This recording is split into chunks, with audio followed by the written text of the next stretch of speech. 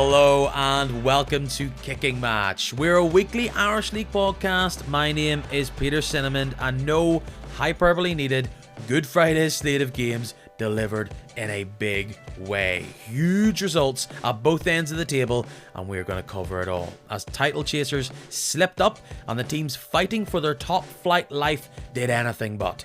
We also asked the question whether the size of our premiership is right. Should we look at slimming down the numbers or expanding the amount of teams? We've only got 4 games left to go, so let's get down to it. That wind blowing in your hair is no accident. The Irish League is in fact in the fast lane right now, and it is genuinely a privilege that you've chosen this pod to help summarise what is currently flying past you and is now in the rear view. Are Larne actually a game week away from potentially being crowned champions? Did the bottom 3 in fact pick up more points than the top 3 on Friday? And have you thought about just not telling your partner that the football is over for a couple of months? We could meet up and argue about summer football on Saturdays for the next while if you wanted to pass the time. Look, I'll leave that with you as I welcome back this week's guest. A Cheshire cat would tell this man his smile's a wee bit extra right now. Hello to podcaster, commentator and member of the Larne Media team.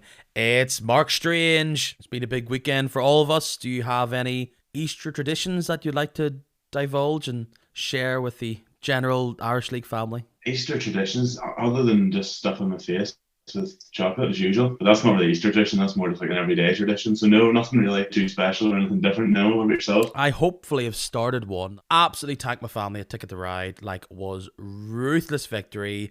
I showed no mercy, and hopefully now they will know not to be messed with. Still living on a high off that. You've laid down the marker. I have. But this weekend, Good Friday, Mega Friday I called it, where all the games either had one team that was hopefully fighting for the title or they were trying to work their way up, fight for their own survival. We go straight to your team. Dare anybody doubt them again? Glentoran come into Inver Park and they get swept away. You must be feeling pretty great right now after taking care of business and beating Glentoran 2-0. Yeah, I mean, obviously, I think a lot of the chat during the week outside of Larne was, after the disappointing cup semi-final, are they going to bottle it? Do they have what it takes? And I think the boys come out and shown that they absolutely do. Listen, don't get me wrong, Glentoran, I was disappointed with. They were pretty poor, but business has still had to be taken care of, and they did it. It was probably, I know it's an old cliche, must win. From my last appearance, I love a good cliche, but it's a bit of a cliche to say it was a must-win. Every game, I suppose, is a must-win at this stage of the season, but I really felt, even in terms of momentum-wise, the cup semi-final, yes, it was disappointing. Yes, Ballymena deserved it, but you didn't want to have that disrupt things, but it clearly didn't. It was good to see them sort of, brush it off as a one-off and moved on, and it was brilliant. Great to see. A great atmosphere around the place on Friday night too, so couldn't be happier. And you may be bullish about this, but from an outsider's point of view, you could see March wasn't particularly great. Within Larne circles, there was only a handful of goals. You weren't getting big results. You almost look back at that Linfield game thinking, oh, we really should have won that. You're coming into the split, and here come Glentoran after thumping Portadown. Could they give us a flick on the nose, and could other teams catch us? You do your business right, and I don't know if you're one of the people like me at this time of the season where you're constantly refreshing your phone, expecting something to change positively in the other games that you have an eye on. We'll get to them in a bit, but you win, and the two teams that seem to be chasing you in Linfield and Cliftonville aren't able to get anything. You've got a lot of points now. You've re-established that big gap. Do you feel there's a confidence in the camp right now? Yeah, I absolutely do, yeah. Like I said, I think from, outsiders looking in after the Ballymena game, there was, all the comments, like I said, were to have what it takes. And I know I've seen Larne beat every other team in the split. I know they're good enough to do it, and I think everyone else knows that too. But it was just a case of how we're going to respond, because truth being told, it was probably the worst performance of the season the previous week, but to follow that up then with such a great performance, and as you say, I'd be lying to you if I said I wasn't keeping tabs in the other 2 games throughout, as much as I was enjoying Larne's. So to get those 2 drop points as well, and open up that bit of a cushion again, because I know I still had the 5 points, and I know had they not won, obviously, regardless of how elsewhere went, still going to be top. But I mean, you don't want to see that gap. Then it would have went from 7 to 3 within 2 matches, and then things start to get a wee bit shaky. But no, it was good to see the victory. You touch on something there, because you do have Glentoran, who were going pretty well going into that game. If all of a sudden the other teams have made that gap even shorter, you have to go to Solitude, and we know the record that Cliftonville have there. You don't want to give them any points at this stage of the season. Then you go to Seaview after that, another tough place. You had a string of tough games that you knew were coming up. The Glentoran one at home had to be one that you marked as, we absolutely need a result if we want to keep our momentum going.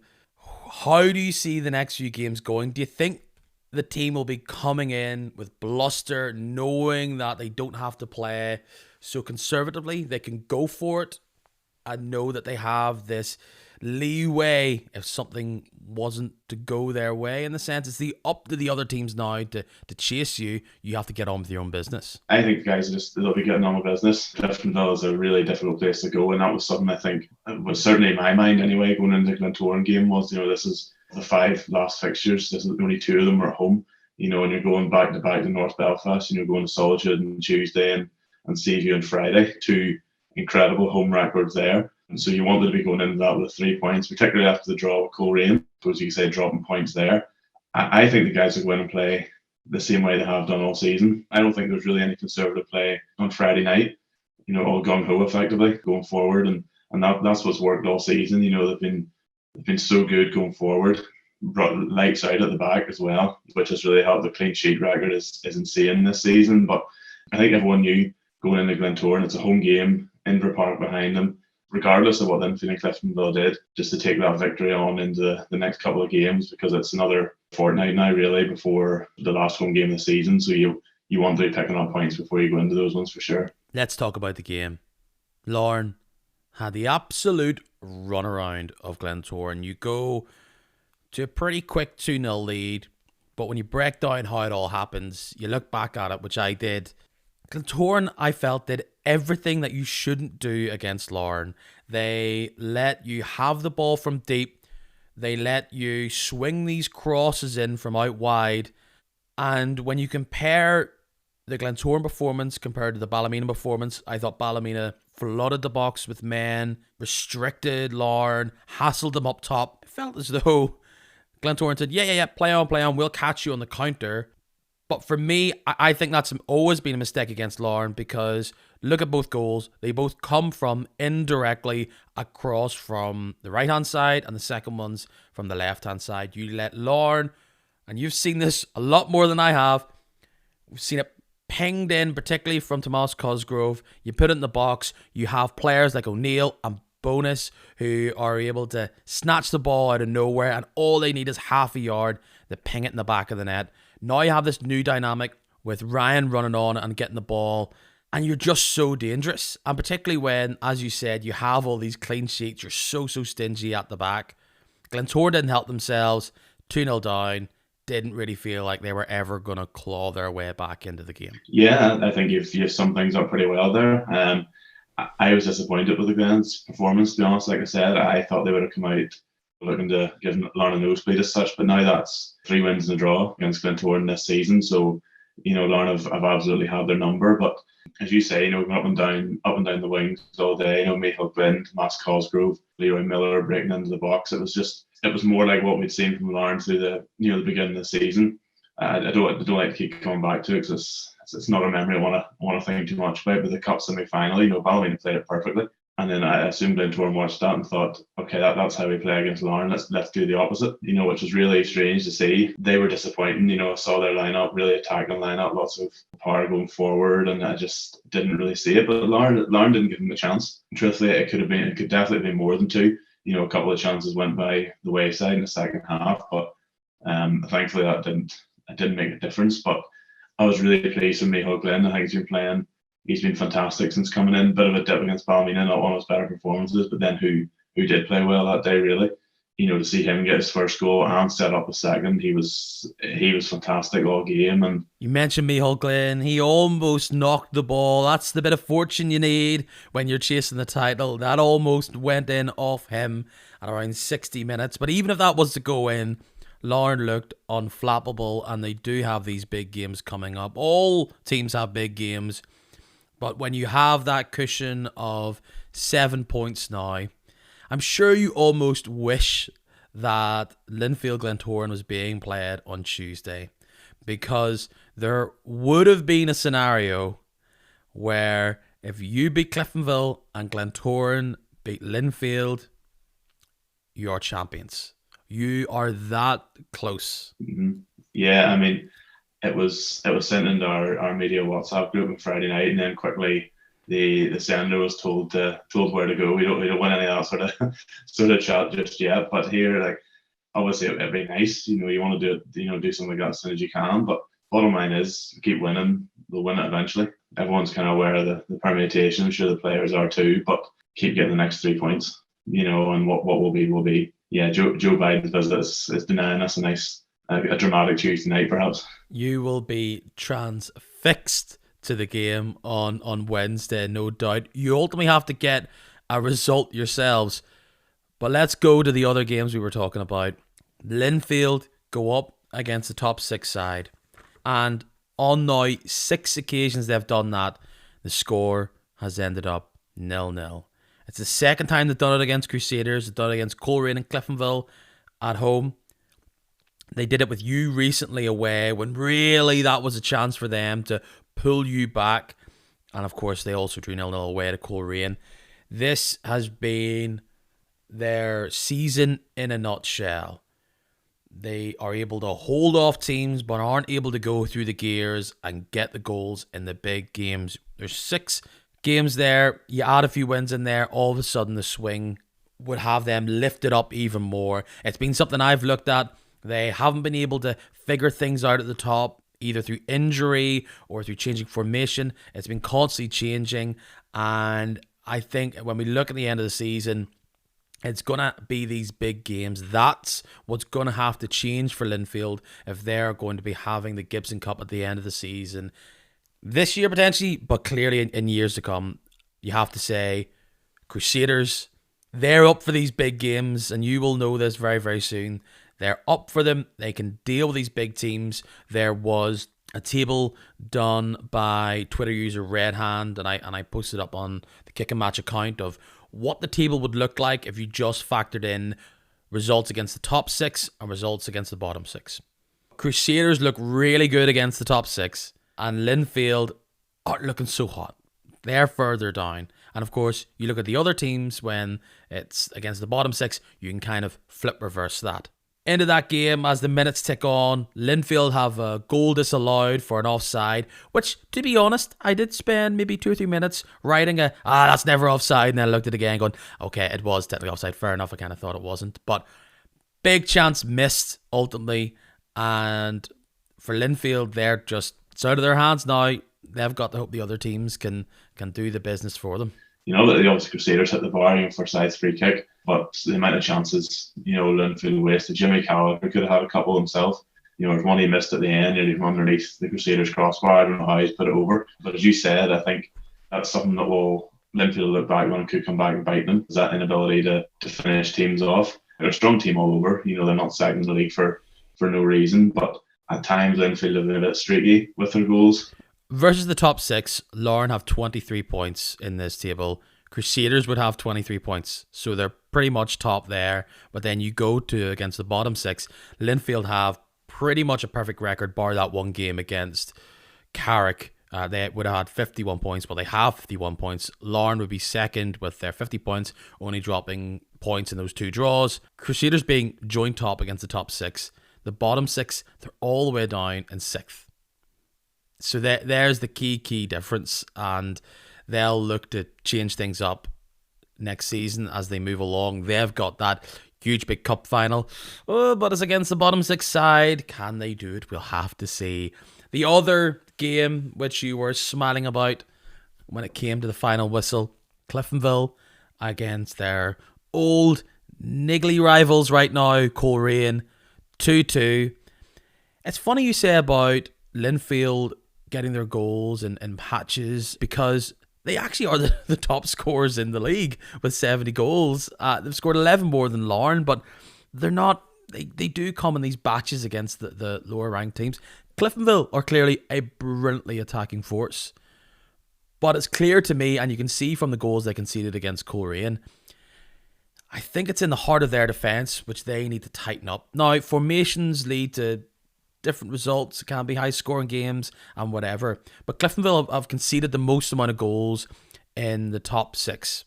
When you compare, Larne has 18, Linfield have conceded 25, Cliftonville have conceded 43. Glentoran 26. Crusaders the only team that's even near up there. Coleraine have only conceded 32 themselves. And that's the difference in these games against the Dungannon or against the Coleraine. That probably should be a last minute winner for Cliftonville rather than pegging it back to being 1-1. It probably should have been a 1-0 win and put them to bed against Dungannon rather than letting them swing back and get the points. That's an area which they'll need to look at as they move forward. But let's talk about a player you know very well, Ronan Hale. One of the players of the season for sure. You've got one of them in your team as well. Probably the man he replaced, really. What a brilliant goal. And you must say, if they can tighten things up at the back, you can see that Cliftonville have a really great attacking force there. One thing you're certain to get if you get a Cliftonville match ticket is you're going to get entertainment one way or another. They're a great side going forward. You know, the two Hale brothers, obviously Ronan, like I said, scored so many great goals for Larne. You know, he's a guy who'll certainly go down in the Larne history books. You know, those goals in Europe and, you know, the goals against Glentoran in the playoff last year and all this year. Like, we know he's a proper goal poacher, but he can score everything. Like, say, scoring goals from outside the box. And then that game too, Lyndon Kane, that was a screamer as well. You know, some really, really cracking goals in that game. Those two have a real good battles in the league and cup all season. So it's nice to see take points off each other. But the sounds of things, it was really, and from watching the highlights of it, it was a really entertaining game. But could you imagine where they'd be if, you know, they were down in the 20s, you know, with goals conceded, you know, how many extra points they could have got, because they score goals in bucket loads, but unfortunately for them at times they concede them in bucket loads too. Easy for you to say there. Let's also briefly talk about Coleraine, who could make things interesting in this playoff race, because there's a 2-2 draw to get against Cliftonville, and they have some big time players. You're right. That Kane goal, there's no defensive shape that's going to stop a big humdinger like that. But Coleraine show that they're not going to roll over. They're going to be up for these big games. They're going to test themselves. They do have big time players, the likes of Shevlin and co. And we reflect on their season slightly, and we'll do a bigger thing as we go towards the end of the season. Against the top 6, they ranked in this table as 7th. So they haven't been able to do big business against the top 6. That was really their problem last season, and they haven't been able to do it on the whole, be able to change that up for them. And a team that you look at and go, I'm surprised when I say that they are actually in the top 6, they replaced them, is Glenavon. I wonder, could they be a dark horse side for next season? They have more points against the top 6 than Linfield and Coleraine. Super impressive according to this table. So let's go to where there was a lot of other drama. One of the results of the season. I could not believe this as I watched it on my phone.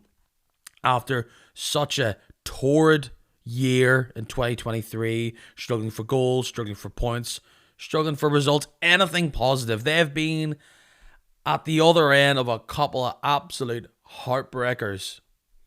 Newry City go to Taylor's Avenue, needing a result, needing to come up big. They get an early enough goal from James Teelan. Then it's a red card for Ram McGivern right at the heart of their defence. And you're thinking, here we go again. An hour pretty much to play with 10 men hanging on to this one goal, trying to get something from this game. And then within minutes, they go up and get a second one. They shut out Carrick Rangers. We'll talk about the other results at the bottom of the table. That must be the biggest boost, the biggest mood lifter in a club that has been struggling for anything to shout about, feeling as though this dip, This falling away is a slow decline. This could be the rocket which they could attach themselves to get away from this mousetrap of relegation. Unbelievable result, incredible performance. That is a statement from them saying we are not going to get caught into this relegation mire without a fight. Mm-hmm. No, absolutely, you're right. They had a great start this season, and then, as you said, recently they have faded badly. You combine that with Portadown's form of late and everything, and you think, oh, they're going to get. You say they're going to get sucked into this big time, but no, that's massive. Particularly, I know we'll touch on it in a minute, but particularly with Dungannon getting a point at Glenavon and Portadown getting 3 points. If Newry don't there, then I think that would have been enough for Dungannon to hop in the 10th. So it's massive for them, especially as you said after McGivern's red, which I don't know. I mean, it is technically a high, but I'm not sure. I can't remember who it was. The Carrick forward, does he lean down into it? I don't know, but I don't think there's any intent from McGivern. I think he's just trying to play the ball, but I suppose it's a rule book red card, that one. Especially like Carrick been playing. Carrick have been hard to beat at times this season, so you did fear for them slightly, but no, it's a great 3 points. A long journey up from Newry to Carrick on a Friday night, and they come away with 3 points there, as you say. Hopefully that'll, because they're a good team to watch. They took a point off of Larne down at the showgrounds earlier in the season, and I saw them a couple of times last year in the championship. They played genuinely really good football, really good team to watch. So it was great to see a good 3 points for them, especially too. I might add their travel and support is fantastic, one of the best in the league. So a great win for them all around. Good to see. I loathe to talk about another team as being a confidence team, but I think Newry, our side that has been lacking it significantly, wondering what their place in this division is, and they've been fighting and they've come close. And to be on the other side of that Portadown result, where it's a swing to make it 4-3, to think that they're potentially going to get something against the Cliftonville side, who was back in their home patch, and then at the swing back again.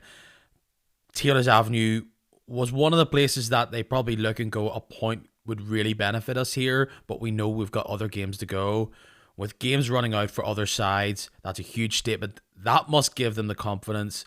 James Teelan with 2 goals. I have to shout out McGovern. I thought it was a brilliant ball to him for what I think was the second one, just to pick him out. And Newry go into these games in 10th.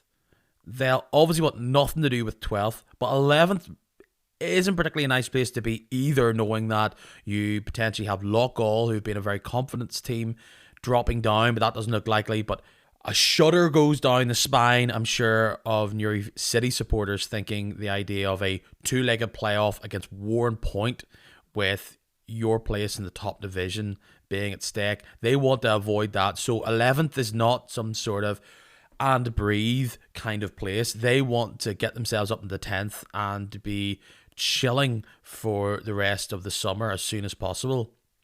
And when you look at the table, the team that probably hits the most is the much talked about Portadown, who get a result at home against the Ballymena side, who were missing the likes of Doogie Wilson due to a red card, McCulloch due to a red card, Dave McDade didn't even get on the bench. She was out of the side completely. They had no senior goalkeepers. They had a 16-year-old play in nets. Portadown getting early enough goal thanks to ex-Ballymena man Car Frail. Portadown themselves going into that game knowing they need results. It's been confirmed now that their appeal has been dismissed, I believe is the term, and they're going to be without key man Paul McElroy for 3 games, 2 games more after that. For the Ports, it's clear it's Dungannon and Newry. Those are the teams that they just have to win against, or they can forget about playing in the top division next season. They would have looked at, like the other teams, Ballymena, Carrick, Glenavon, as chances to crawl it back.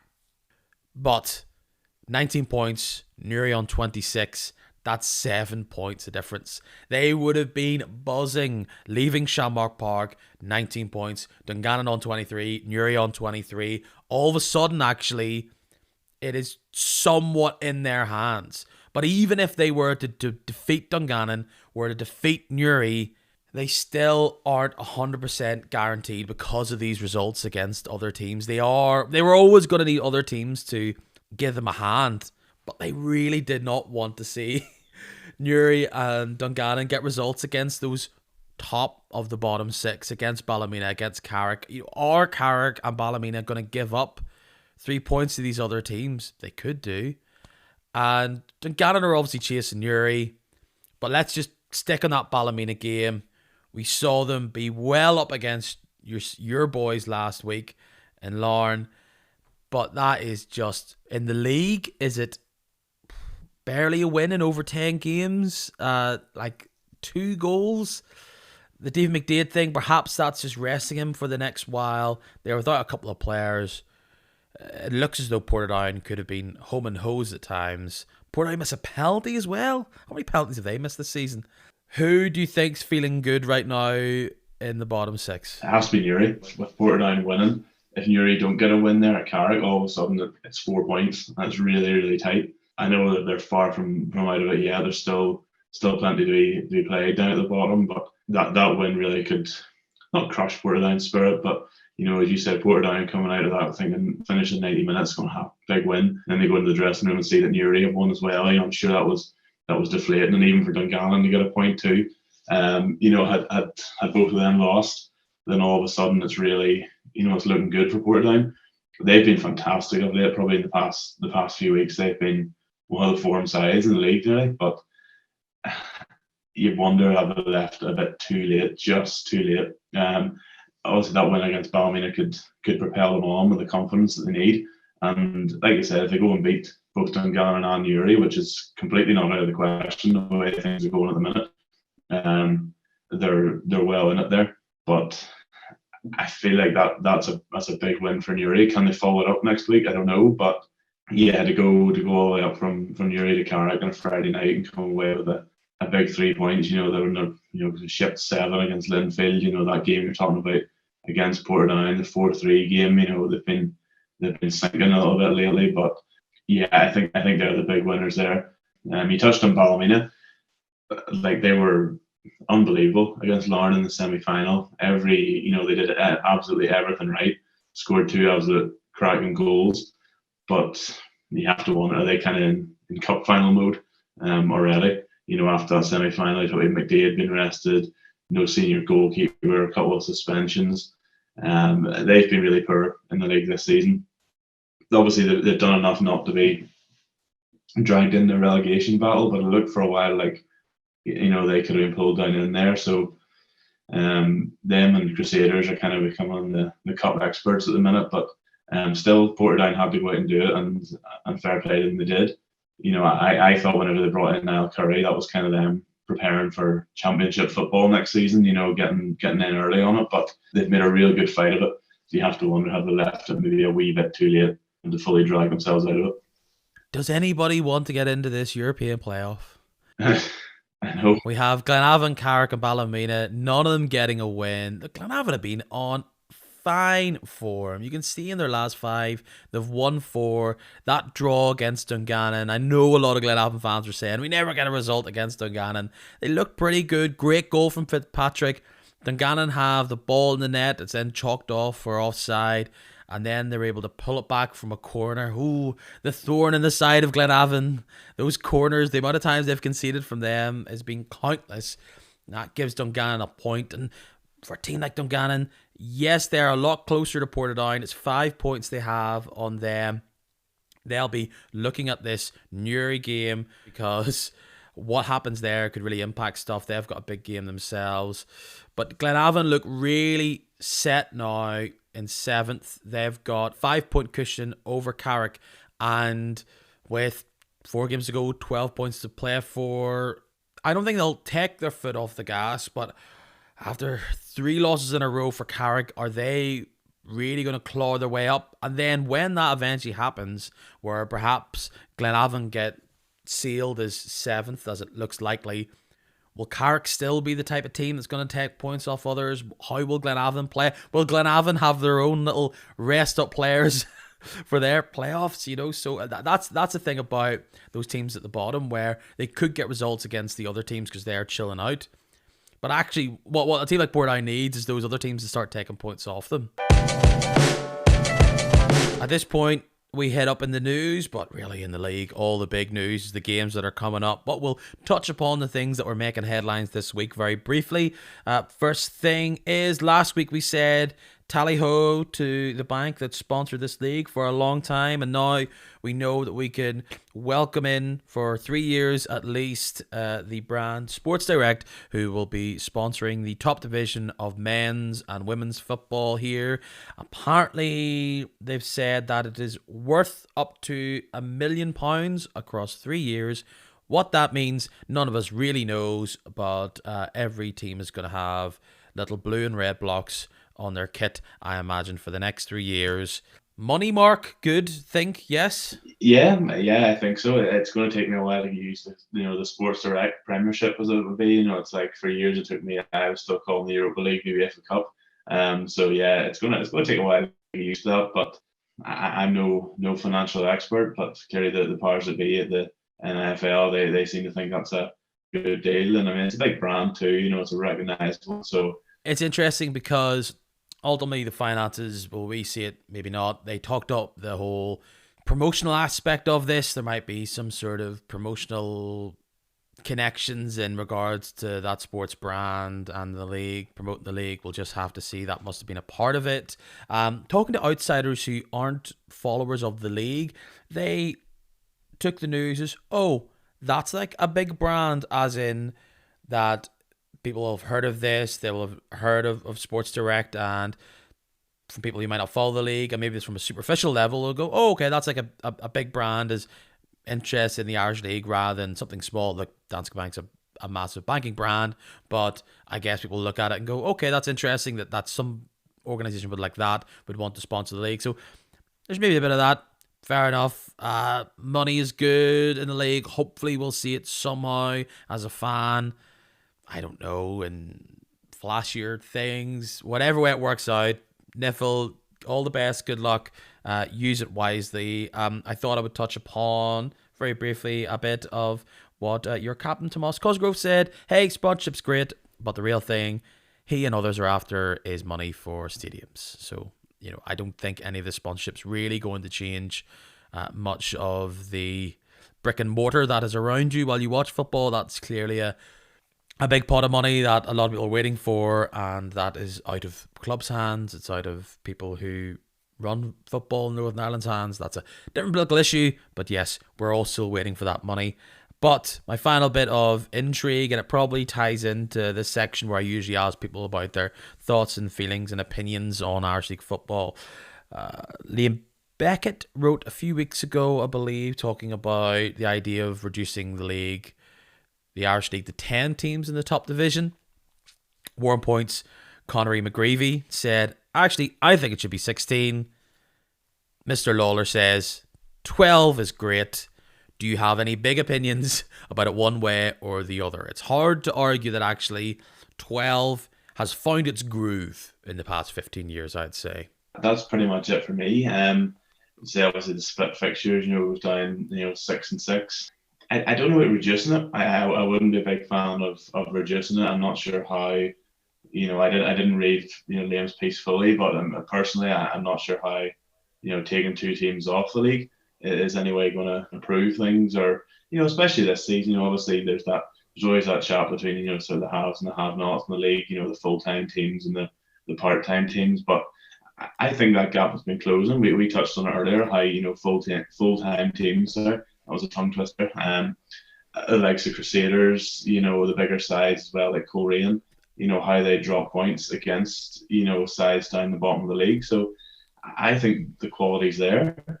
Even the top end of the championship too, it's been, said Dundela and Anna United, Loughgall, Warren Point, even, down the road from us here in Larne, Ballyclare have been doing so well this season.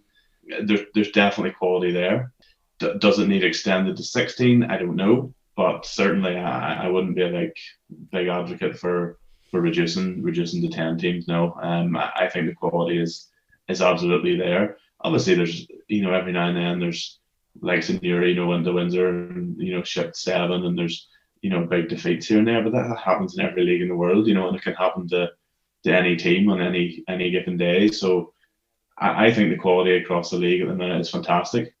Watch me spin on a dime, sir. So we currently have 12 teams here. We all know how that will play out. The argument would be that you have a fair amount of teams. You have that format. Some people hate the split. Clearly, with the split, that you have this strange issue of home and away games, which can get mixed up very slightly. But overall, you have a competitiveness to it, and you have some teams that can grow and develop. And we all know what the 12 teams looks like. So if you were to expand it to 16, what you would be doing there is that you'd be creating more diversity in the league. You also potentially would help other teams grow. So you look at the likes of the top 4 currently in the championship are Dundela, Anna, Warrenpoint, and Loughgall. Now, Anna and Loughgall are from particularly small areas, let's say. Anna United is a small area of Portadown. It's kind of like the second team Portadown. Loughgall is its own village, and we'll talk about that later. Warrenpoint is its own town, not a massive bustling town, but it's probably the biggest of those 4. And Dundela is an offshoot in East Belfast. It could grow its own community, and we have plenty of teams in Belfast out there. So the idea would be actually you would have more diversity in the league. You'd be playing against different teams. Likely, if it was to be a 16, it would probably only be a 30-game season. I'm not saying the people that are proponents of that, it would definitely be 30 games, but it could be 30 games. And you would also say there is that because you have the likes of Coleraine, Linfield, Glentoran going to Dundela and Anna and Loughgall and maybe Ards or Ballyclare if they get up, Welders, whatever, Baldemar if they get back up, teams like that, is that actually you're then investing in those clubs more. They're growing, and that investment could grow teams in different areas rather than it's so hard to get to the top division. Then once you're there, you're having to stay there to try and get these crowds in. And look, whoever's not in the top flight from this season, next season, are really going to miss potentially Linfield and Glentoran coming, and other big teams as well. But I'm sure many teams will look at the big crowds that they've brought to Dungannon, Portadown, and Warrenpoint, and they potentially might not be able to see in total the amount of away fans that they get in one game. So that's a money investment thing. If you bring it back to 10, there would be a flip of that where you'd be sticking down 2 teams where you may have, right now it's Dungannon and Portadown, where Portadown could help those teams build up. You have a more focused league in the 10, so it's actually more normal to be either in the top or the bottom, and then it should somewhat help the bottom lift up very slightly. It would be more competitive, and as well you would look at the League of Ireland, which itself is a 10-team league, where every weekend it would be big games all the time. Yes, it would be repetitive, but it would mean that you're kind of constantly having big games against big teams. There's your houses. I'm sorry if you're either a 16 or a 10 or whatever league aficionado and you're like, you forgot to mention this, but that's probably how it would look. But 12 probably suits for now. But there, you do have the little ways and how can you build up, how can you make the championship feel like a more hospitable place, let's just say, because you have a lot of small teams in the championship, really. And with Bangor looking like they're about to go into the championship again, congrats to them, not confirmed, but it's pretty much on the way. And you have teams coming down. What will be, I want to make a little remark on this, and it isn't confirmed yet, but if we do just dip into the championship very quickly, Loughgall is currently first. They've been first for long stretches of this season. They're sitting on 72 points. It looks as though Warrenpoint's late surge, which has been stuttering recently, isn't going to take them to the pinnacle of the league. There is a difference of 8 points with 12 to be played for. Loughgall looking like they are set to return to the top division for the first time in 15, 16 years. They've never been in the 12-team division. Sometimes it's because actually they finished first and they didn't have the right license, but they are looking to come up. And I will steal the stat from other podcasts, but if Loughgall, and obviously this is Northern Ireland, we are one of the smallest divisions in the entirety of Europe, but if Loughgall were to reach the top division, which looks likely, they would be the smallest town or real village area, let's just say, to have a top flight team in the entirety of Europe. Stats, Mark. So Stats. I love it.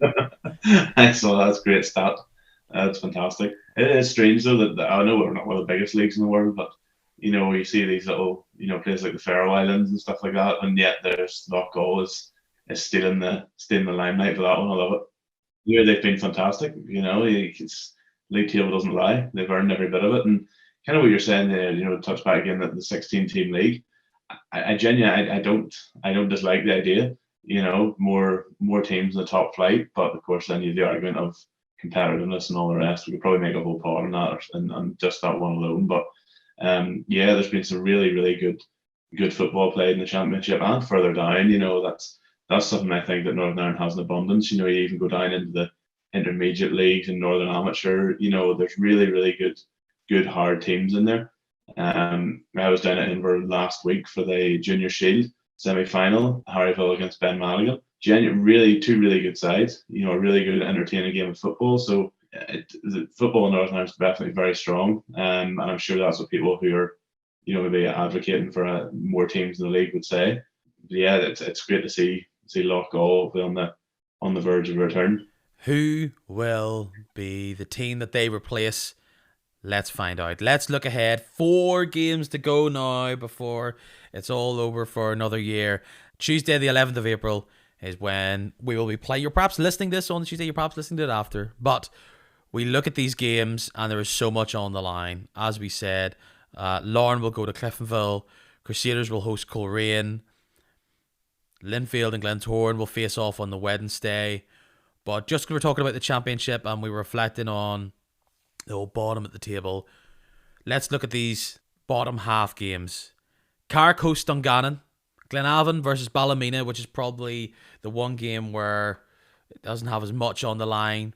Portadown host Newry. This is huge, huge, huge. So much on the line. I cannot see this being a boring game. I think this could be fascinating to watch, even from a little text point of view. I will be there covering this game. I'm really looking forward to it. I feel like it's the biggest game I've ever covered. Portadown going into this fighting for their lives. Newry go into this knowing that they could pretty much secure safety. In fact, they could secure safety with a win from automatic relegation. They could quite literally put Portadown to bed in their eyes. Portadown will be without Paul McElroy, but they showed they could do it against Ballymena. Newry go into this game, as we said, having played for their lives. Over an hour with 10 men. How will they go into this game? How will nerves play into this? Will either of these teams look at this and go, we just need to come out of this fighting? This is fascinating.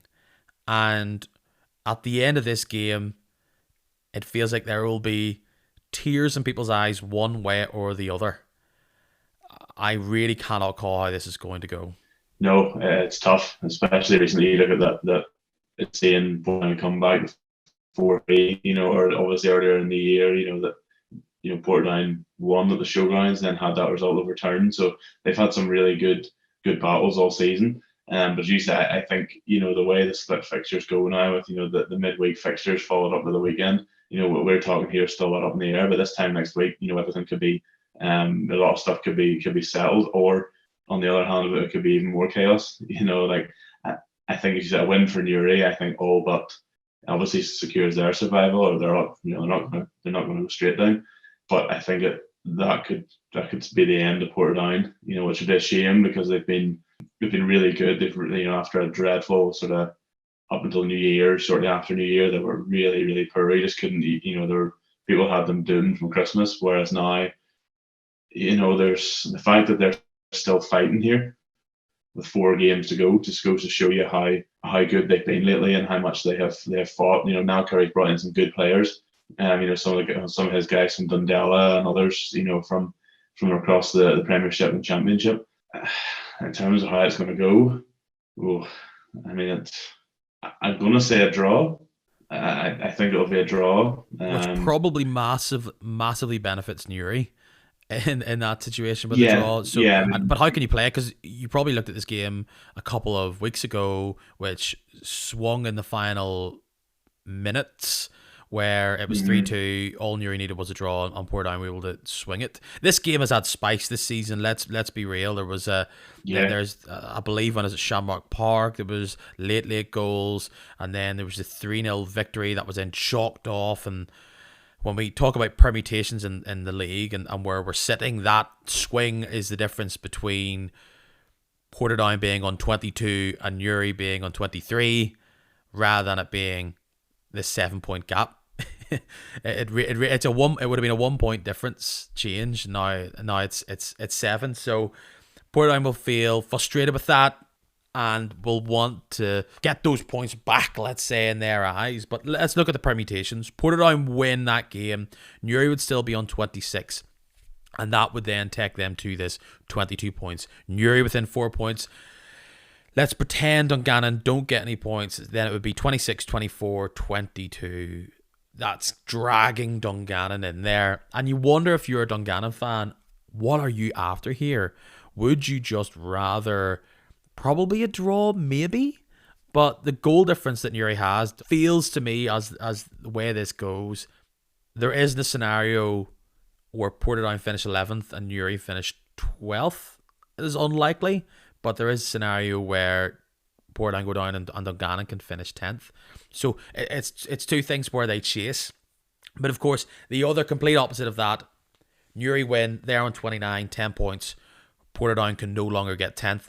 Dungannon win, and then that's 8 points would be the difference between Portadown and Dungannon, with 9 points left to play for. A draw, realistically, 8 points. If they were Portadown were able to drag it back and they were on the same amount of points, that's pretty much no use. There would have to be a swinging goal difference, which could happen in that scenario, but realistically, Portadown lose and they're pretty much out. If Dungannon win, that would put them on, and this would be, again, down at Carrick, which obviously what Newry did, so they'll be looking to try and equal that. There's a scenario where Portadown win, 22 points, they're bouncing, but once again, the smile is wiped away from their face at Shamrock Park, with Dungannon potentially winning against Carrick, and they're on 27, 26, 22. 5 points still. It's tough, but they'll take it. And for Dungannon, they go to Carrick. Away from home particularly has been hard for Dungannon. Clearly at this stage of the season, they'll absolutely snap your hand off for a draw. It would put them on 25 points, feeling a bit about themselves. For Dungannon, do you just go for it? Yeah, I mean, my head's frazzled here, all these numbers being thrown out here. But yeah, I think you have to, and I think you go for it, especially like look at Carrick and Newry, like, we're looking kind of, obviously Glenavon have not totally secured Europe, but they're as good as, in that playoff. Ballymena and Carrick have next to nothing really to play for other than pride. Carrick on a bad run. We've seen what Dungannon have done at Solitude twice this season. They pushed Crusaders really, right to the end in the cup semi-final. So that they're capable. They're certainly capable, I think, of going to Carrick and getting 3 points. It's hard really to say, but I think you're looking, an ideal sort of Tuesday night for Dungannon would be 3 points in Carrick and then a draw in Portadown. I think anyway that would be my feeling anyway. Final permutation here is that if, let's say, Dungannon lose on Tuesday, Portadown get the win against Newry. Now Portadown, I believe, play Carrick before then, but let's pretend you single that out. If Dungannon were to lose on Tuesday, and then in their game against Portadown, which is the penultimate game, Portadown were to win, that would then take them above Dungannon. So Dungannon have to deal with Portadown themselves, and particularly if Newry lose, that puts them in a difficult place. But they have that game against Carrick. I doubt I'll be chatting to you. Actually, I pretty much guarantee I'll not be chatting to you on the podcast before everything's settled. And as we said, it could be all settled by the time I'm talking to you guys. How do you see it playing out? In terms of the bottom, top, everywhere? At the bottom, how's it going to set it? Whose hearts are you going to break? I really hate to do it. I just think Portadown have given themselves too much. I would love to see, just from a drama point of view, nothing against Dungannon, no hate for Dungannon here, but I would love to see, for a dramatics point of view, Portadown pulling off sort of that West Brom-esque, a great escape kind of thing. I think it'd be incredible to see where they've come from. Have they maybe left it too late? I think so. I think it could. I honestly think it'll the way it is at the minute. I think that's how we'll finish. Newry 10, Dungannon 11, Portadown bottom. I'm gonna stick my neck out and say that's what it is, because I have a sneaky feeling Newry might even nick a win at Portadown. It's just, I said draw a minute ago, but I wouldn't be surprised to see Newry maybe sneak a win. So yeah, I'm gonna say it's gonna finish the way it is at the minute. Newry, Dungannon, Portadown, 10th, 11th, 12th. Even my head's frazzled. Yeah, I numbers. feel for you, Newry, Dungannon, Portadown fans. It's just so tight. And we'll just quickly say about Ballymena, Glenavon. Always spicy, but are Ballymena going to be there to add a bit of feist to this all? It feels as though Glenavon win. They've pretty much secured themselves seventh, if they really haven't already, over Carrick, when it's really in their own hands when Carrick play Glenavon. You have to admit, form team, yes, they get caught out by Dungannon, and it's a draw. You must say, I think Glenavon are looking good against the Ballymena side, who themselves might not win a game for the rest of the season, eyeing up that cup final. We'll go to what you probably want to talk about. Larne go to Solitude with the title in their eyes. It really is business end. We didn't say the pressure's on last week. It could feel like it is now. A win for Cliftonville would put them 6 shy of yourselves. That's a long way to go, knowing that there's only 9 points to be left, and Cliftonville will still keep fighting, because actually second place is key, super key, because we all know that third isn't going to give you Europe. So you've got a tough battle on your hands. Going into Solitude, would you take the point? No. Yeah, I would. I think they're absolutely capable of going and getting all three. But I think if come 10 o'clock Tuesday night, they come away with a draw, I'd be happy enough with that. As you say, second is a big thing. So Cliftonville, they're not totally out of it yet. But I think even if they're aiming for second, they've still plenty to play for. That's why, again, I've said that's why Glentoran for me was so critical, because it's a home game. It was one of only 2 home games that Larne have in the split, and then you're going back to back to North Belfast on Tuesday, Friday. Which is really, really tough at any stage of season, let alone now. So we know the permutations. We know what can happen, and then Glentoran and all the rest, but just if Larne keep picking up points, which I've no doubt they're absolutely capable of doing. The long and short of, would I take a point? Yes.